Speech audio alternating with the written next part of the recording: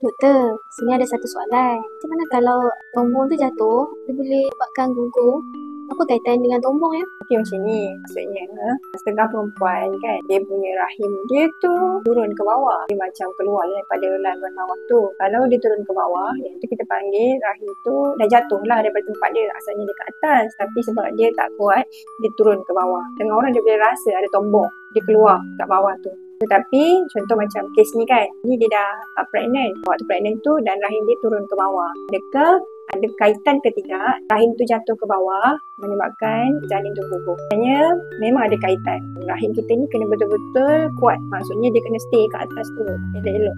Lagi-lagi kalau dia ada baby kat dalam. Sebab rahim tu kena pegang baby elok-elok lah. Okey baby, saya pegang awak elok-elok supaya awak jangan pergi mana-mana, awak duduk dalam ni. Tapi disebabkan oleh rahim kita tak kuat, contoh mungkin kita ada buat kayak rasak ke, kita angkat berat ke, menyebabkan rahim kita tu longgar. Dia turun ke bawah. So baby kita dalam tu tak selamat lah, terancam lah. So dia tukar kan, dia turun ke bawah kan, dia turun ke bawah kan ikut rahim tu. Bila rahim kita tak kuat, so dia tak mampu nak pegang janin tu, bolehlah berlaku keguguran. Sama juga untuk kita yang tak ada tombong kan, contoh kita punya rahim masih kuat. So kita kena jagalah supaya rahim tu boleh pegang elok-elok janin tu supaya jangan gugur. Faham tak? Macam tu lah, dia memang ada kaitan dengan tombong tadi. Kalau awak pregnant, jagalah, janganlah lasak supaya rahim tu duduk elok-elok kat atas tu. Dapat sesuatu tak?